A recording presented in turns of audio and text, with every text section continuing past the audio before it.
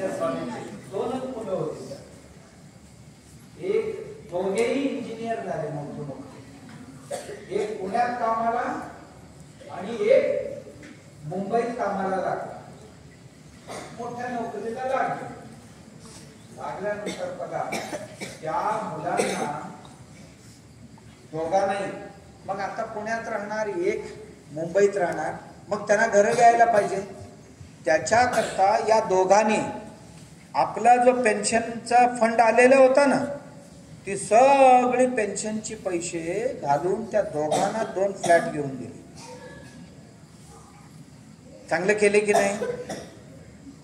आणि त्यांना छोटी छोटी तुमच्यासारखे बाळ पण झाले,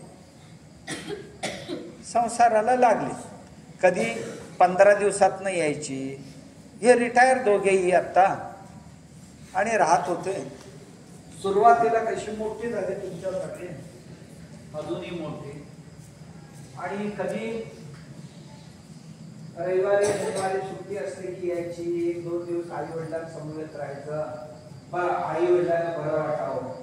आणि त्यानंतर 15 दिवसांनी आले, कधी कधी महिन्यानी यायची, कधी 2 महिन्यांनी यायची. आता जसा त्यांची पोरं मोठी झाली तसं ती कधी कधी 4 महिन्यांनी 6 महिन्यांनी यायची. कारण आई वडिलांचा प्रेम आपल्या पोरांकडे गेला. आपले पोरं झाले म्हणजे आई वडिलांना सोडून द्यावं का? तुम्हाला पोरं झाले बाबा उद्या म्हणून आई वडिलांना विसरून जावं का? नाही.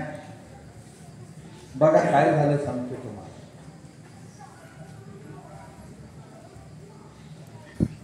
हे हळूहळू गावी जाणंच विसरलं.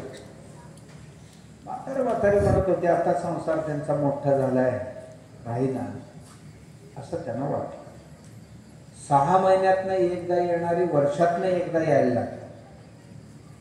तरी आई बाबा काय म्हटले नाही, काय असेल त्यांची काहीतरी कामाचा दाब असेल, वर्षातनं एकदा येणार. आणि दर दिवशी फोन करत होते, बाबा कसे आहात तुम्ही, आई कशी आहे तुम्ही, दर दिवशी फोन करणार. हे जसं जसं दिवस गेले तसं आठवड्यातनं 15 दिवसातनं एकदा फोन करायला लागले. आणि मग हळूहळू आई बाबांनी फोन केले तर मी मीटिंग मध्ये आहे, मी ट्रेन मध्ये आहे, मी आता ऑफिस मध्ये आहे, नंतर फोन करतो तुम्हाला म्हणायचं आणि ठेवून द्यायचं, नंतर फोनच करायचा नाही दिवस. असं करायला करावं का? असं करायला. आणि नंतर आई आजारी पडली. आई आजारी पडली म्हणजे पॅरालिसिस झालं, ते अर्धांग वायू झाला. एक बाजू पुरा गेला, उजवा बाजू होता ना पुरा गेला. आणि ती आता फिरू शकत नाही, ती आता स्वतंत्र धड बसू शकत नाही, बोलू शकत नाही, जीभ गेला. थोडस बोलत होते, अडखळत अडखळत बोलत होते. आणि वय पण झालेले. आणि दवाखान्यात ठेवले तर दवाखान्यात सेवा करायला कोण? नवरा. प्रिन्सिपाल होते, त्यांनीच सेवा केली. पोरांना सांगितलं तुमची आई आजारी पडली, दवाखान्यात आहे. दोघेही नाही आले, सोनाई नाही आली, कोणी नाही आले. वडिलांनीच महिनाभर दवाखान्यात बायकोची सेवा. पुन्हा घरी आले. आल्यानंतर वयस्कर झालेले तर आता कायमची सेवा करावी. बघा घराची झाडलोट करायला एक मोलकरीण बाई होती, ती येऊन करत. संडासला आली तर तिला उचलून न्यावं लागलं अंथरुणावर, कारण ती चालू शकत नाही. उचलून न्यायचं, संडासला बसवायचं, धुवायचं, पुन्हा घेऊन यायचं. बरोबर. सकाळी तिला रोज अंघोळ घालायचा बायको, त्या आजीबाईचं. कोण करत होते? ती काम कोण करत होते? नवरा. त्यांचं वय आता 85च्या पुढे आहे, यांची वय आता 78च्या आसपासला आहे. सेवा करत होते. उचलून न्यायचं, केस विंचरायचं, अंघोळ घालायचं, कपडे नेसवायचं आणि कपडे ठेवून द्यायचं. मशीन मध्ये धुवून ती बाई टाकून दाखव. तू सगळे करत होते. आणि कधी चहा लागली तर चहा स्वतः करायचा आणि त्याला चहा पाजायचा, औषध द्यायचं, गोळ्या द्यायचा, सगळे काम नवरा करत होता. आणि वय जसं होते ना तसं वर्ष 2 वर्ष गेले, वडील पण थकले, म्हणजे नवरा पण थकला. थकल्यानंतर एके दिवशी बायकोला म्हणाला, अगं आता काय करायचं आपण? ही मुलं तरी आता फोन सुद्धा उचलत नाही, कारण फोन केले तर आणि काहीतरी सांगतील, तक्रार, आईला बरं नाही, बाबाला बरं नाही, असा काहीतरी सांगतील म्हणून हळूहळू फोन उचलायचंच बंद केले. 10 वेळ फोन केला तर 1 वेळ कधीतरी उचलायचा आणि 2च मिनिटं बोलायचं, जास्त नाही बोलायचं. आई वडिलांना किती वाईट वाटत असेल मनातल्या मनात, पण असं काय वाटलं म्हणून छाप देतात का? तुझी वाटोळी होऊ दे, तुझी बरबादी होऊ दे, असं कधी म्हणतील कुठले आई बाबा? नाही, म्हटले नाही. आणि एके दिवशी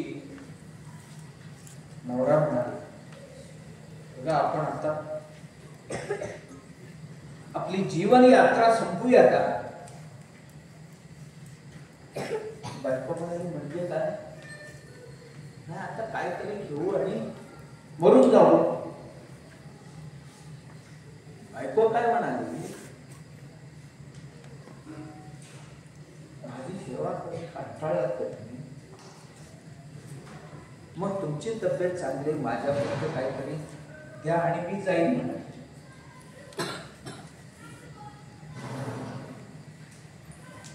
नवरा काय म्हटला, अगं तू गेल्यानंतर माझं कोण बघणार, मी एकटाच राहील.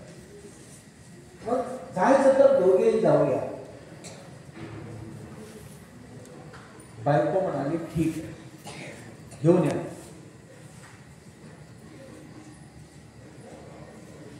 बाजारात जावं, बाटल्या आणला, बायकोला 1 बॉटल दिला आणि 1 बॉटल द्या. सकाळी मोलकरीण आली, दार उघडेना. मग तिने शेजाऱ्यांना उठवलं, त्यांनी पोलिसांना बोलवलं, दरवाजा उघडला, तर दोघेही संपले. मग पोरांना फोन केले, पोरं आले, दोघेही आले आणि खूप रडत होते दोघेही. शेजारचे घरचे काय म्हणाले, की नाटकं बस करा, आम्हाला सगळी माहिती आहे तुमची नाटकं, नाही ते नाटकं करू नका. तुमचे आई बाबा रोज फोन करत होते तुम्हाला, कारण ते बसलेले असताना एकमेकांची सुखदुःख सांगतात ना, शेजार पाजारात त्यांचेही सांगतात, त्यांचेही ऐकतात, असं असते. पोरांना नाटक करू नका इथे गावात. आणि खूपच प्रेम असल्यासारखे ही नखरेबाजी बंद करा म्हणा, आम्हाला माहिती आहे तुम्ही कसे वागलाय त्यांच्याबरोबर. तुम्हाला जन्म देण्यापेक्षा कुठल्या किड्या मुंगीला जन्म दिला असता तरी सुद्धा ते त्यांची कामाला आले असते. अरे नालायकांनो, एवढी शिकलेले सावरलेले तुम्ही, तुमच्यासाठी त्यांनी त्यांची घरं विकली, त्यांची पेन्शन सगळी विकली, विकून तुम्हाला घरं बांधून दिली, शिक्षण दिली तुम्हाला, आणि तुम्हाला काही कमी पडू दिली नाही. आणि तुम्ही काय दिला तुमच्या आई बाबांसाठी? 2 दिवस देऊ शकला नाही तुम्ही. कधीतरी महिन्यात नाही एखाद्या दिवशी यावं आणि आमच्याकडे राहावं एवढीच अपेक्षा असते त्याने. तुम्ही काय खूप काहीतरी त्यांच्याकडे करावं असं नाहीये. आपण जन्माला घातलेली ही बाळ जे आहेत, मुलगा असो मुलगी असो, आमच्याजवळ 2 दिवस राहायला पाहिजे एवढीच अपेक्षा असते त्यांची, याच्यापेक्षा ज्यादा काय नसते. अन्यथा असली कृतज्ञ जर असतील, याला कोण माफ करतील का? मी का सांगितलं ही गोष्ट तुम्हाला? तुम्ही उद्या कधीतरी मोठे होणार आहात, होणार की नाही होणार मोठे? तुमचेही नोकरी धंदा उद्योग व्यवसाय शेती काहीतरी करणार आहे, आणि तुमच्यासाठी आई वडील काय वाटेल ते करतील. त्यावेळी तुमचं काय कर्तव्य असणार की नाही असणार, मी आत्ताच सांगून ठेवतो तुम्हाला की मोठे झाल्यानंतर लक्षात राहील का नाही राहील माहित नाही मला, पण लक्षात ठेवावंच लागेल तुम्हाला. बघा, मी अनेक वृद्धाश्रम बघायला गेलो, तिथे अनपढ शेतकऱ्यांची आई बाबा कोणीच नाहीये.